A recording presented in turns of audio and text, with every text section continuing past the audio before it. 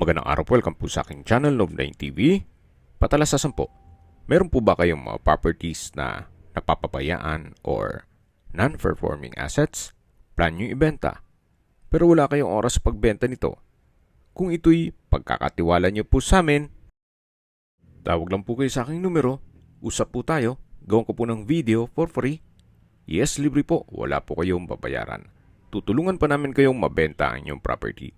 Kami na po bala sa marketing, sa boosting or paid ads. Even sa tripping, hindi na po kayo mapapagod sa pag-entertain ng mga buyers. Kami na po bala sa lahat. Tawag lang po kayo.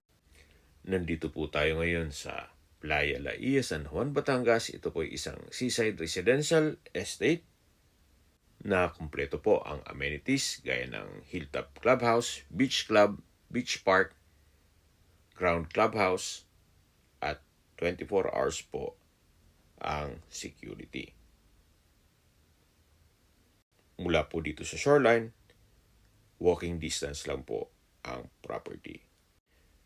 Napakatahimik po ng lugar, sariwang hangin, at sa klima naman po, banayad lang, hindi naman siya ganun kainit at hindi naman ganun kalamig.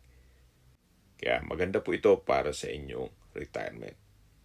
Nandito na po tayo sa lupang binebenta. May lot area po ito na 250 square meters. At tungkol naman sa dokumento nito, ito po'y titulado, buhay po ang may-ari, kaya wala po kayong maging problema sa documentation o sa transfer ng title. Patag na patag po ang lupa, kaya usable po lahat. Ito po'y regular cut.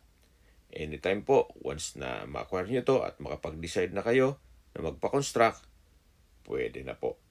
Possible din po ito maging income generating once na mapatayuan nyo na ng inyong bahay bakasyonan o dream house na habang nasa trabaho kayo, pwede nyo pong ipasok sa Airbnb at gawing staycation business. Kung ayaw nyo mong magnegosyo, pwede rin po ito para sa inyong retirement. Gawa ng napakalapit lang po sa dagat. Kung gusto nyong lakarin, malapit lang po, walking distance lang, papuntang beach park o shoreline.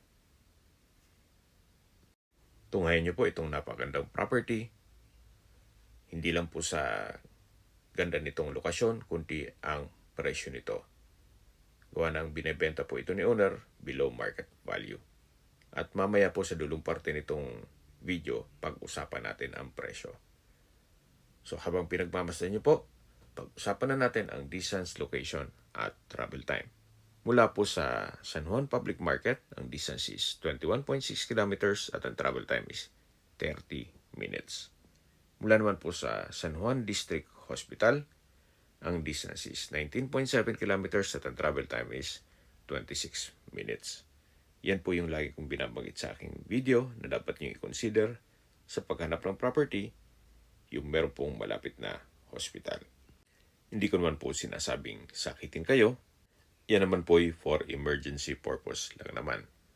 At mula naman po sa Lipa City, ang distance is 54.2 kilometers at ang travel time is 1 hour and 19 minutes. Mula naman po sa Batangas Port, ang distance is 70.6 kilometers at ang travel time is 1 hour and 59 minutes.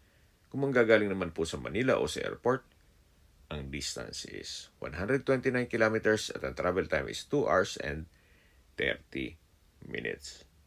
Okay, sa presyo na po tayo. Binebenta po ito ni owner sa halagang 4.5 million pesos. Opo, mababa na po yan. Gawa ng